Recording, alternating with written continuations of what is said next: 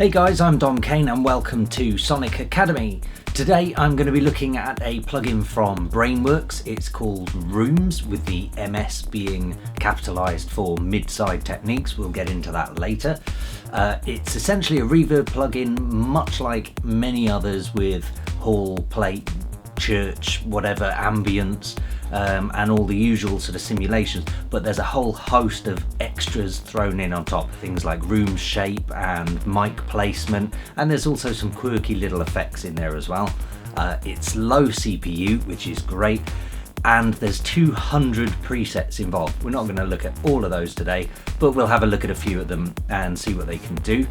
So I've been working on a track here, actually revisiting an old track I've done that has a vocal, which gives us a good excuse to take a look at the reverb and see what sort of sounds there are involved in this, and we'll have a look and see what other geekery there is on offer. So let's take a look.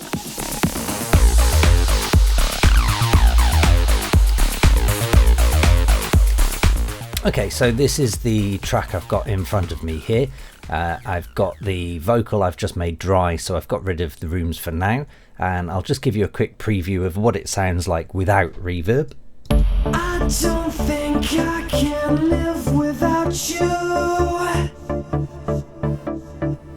I don't think I can live alone. So that's essentially the main vocal. The intro is fairly dry anyway. So I've now added in an instance of Brainworx Rooms, and this is what it looks like. As you can see, there's the usual ambience, room, plate, hall, church that I touched on in the intro. And you've also got the options of small, medium and large. So for the average user, it's fairly straightforward to just get straight into it. Then across the top over here, we've got the mix level, so dry, wet, and the gain in and the gain out.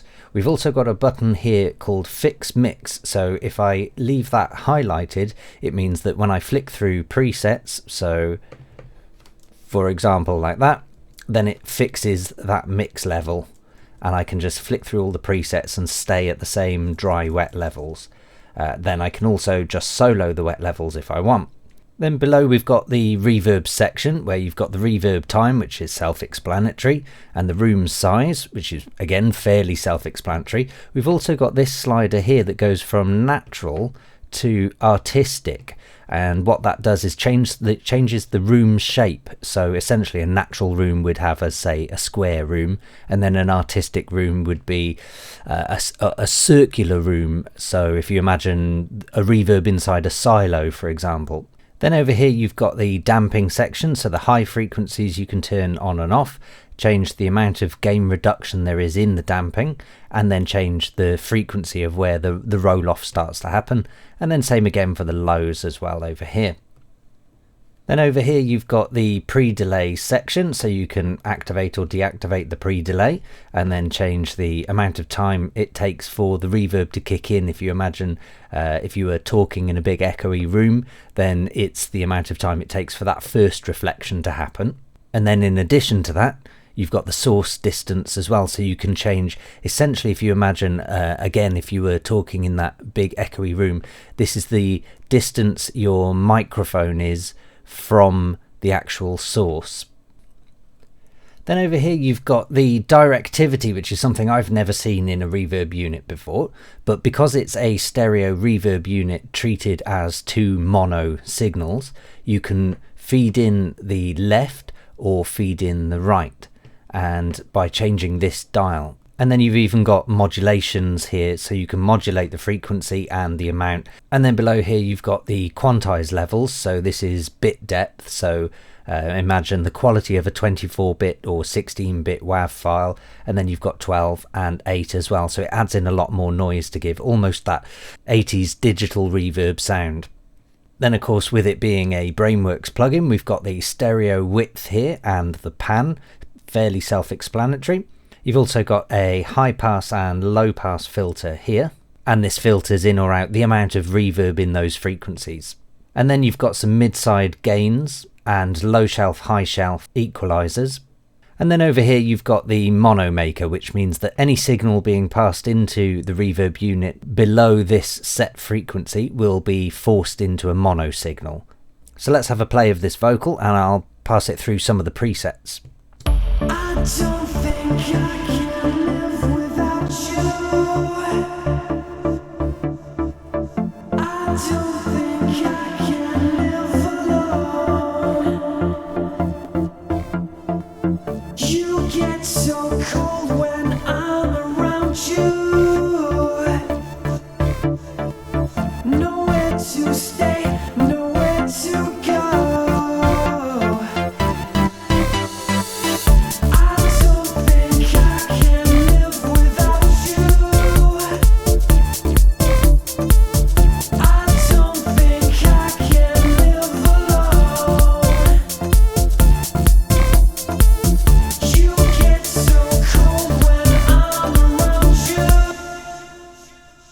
So I actually really like the first one called Big Warm Vocals.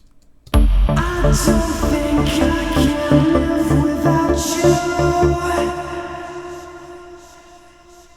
And what that's done is, if you look at the damping over here, it's brought the gain down by 4 dB at anything around 7 kilohertz and above. So it means that it's really only treating around 7K and below. And it's also boosted the stereo width slightly. And you can see there's also a 3 kilohertz gain of 7 dB as a high shelf here, but only in the stereo field. So to me that's sounding great, but of course I've left the mix at 60+%. So it's only a case of playing with that and then seeing where we go.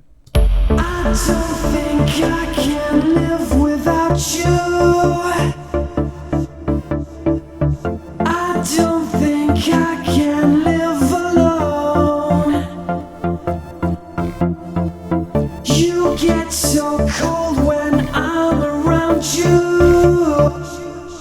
Now to me that's pretty much a perfect vocal. Thanks everybody for watching, commenting and indeed liking. We really do appreciate all the support we get here on our Sonic Academy YouTube channel. So if you found this video super useful, please, we'd love you to hit the subscribe button. We update the YouTube channel every week with new content. And if you want to watch some more relevant content, just click on the videos beside me.